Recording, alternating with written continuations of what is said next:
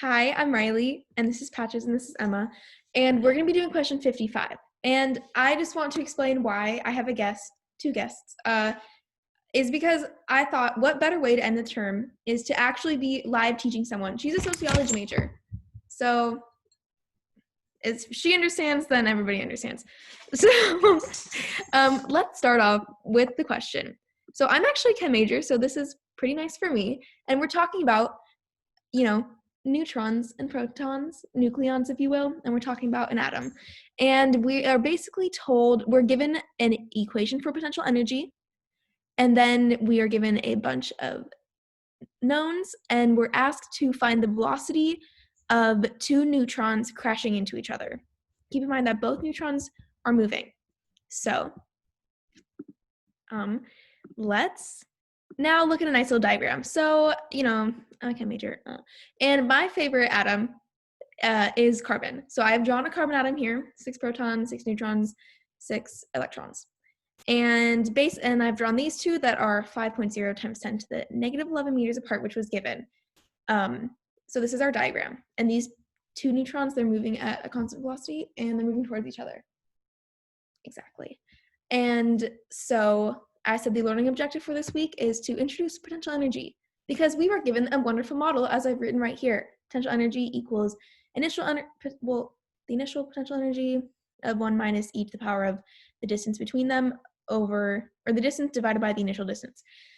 And we're given the mass, the diameter of a neutron, and then x is the space between them, the distance. And then, so for the potential energy, we're just going to plug in all the numbers that we were given. It's pretty simple. But we're going to plug it in with between the two. And when potential energy is the greatest, kinetic energy is the least, because energy is conserved. Okay. So I plug that in with the two neutrons far apart, because there is no kinetic energy. So yeah. And then this is what I got. And then for the final energy, so once they've collided, there's going to be mostly kinetic energy, because they're like moving and they like touch each other and stuff. So as you see, the final energy is lower. And this is when they're this number 1.0 times 10 to the negative 15. So then I know what you're thinking. What does this mean? How are we going to find the velocity? That's what I was thinking. That's what I thought. So as I said earlier, final velocity, energy is conserved. So we have our kinetic final plus our potential final is going to be equal to the kinetic initial plus the potential initial, because potential and kinetic energy are like intertwined. So, and then kinetic energy, the equation is 1/2 mv squared, but we have to calculate for neutrons and protons,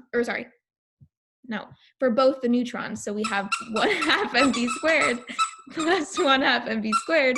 Sorry, Patches is agreeing with us. And that together makes the final energy, because they're both there, both neutrons. And then we just set it equal, but we knew from the start that kinetic energy, or initial kinetic energy, is 0, which I wrote right here. This would be a tricky part. I think this is probably the trickiest part. The 1/2, like considering both 1/2s, which is just mv. But then, wow, hello, there's a v. Velocity is what we're trying to find. So then you just plug it in and divide by the mass, which we were given, of a neutron. And we get the velocity is equal to 1.37 times 10 to the 8 meters per second. So thank you so much for a great term. Thank you, Emma, for learning. Did this make sense to you? Yes. There you go. And thank you, Patches, for your contribution. So have a nice winter break.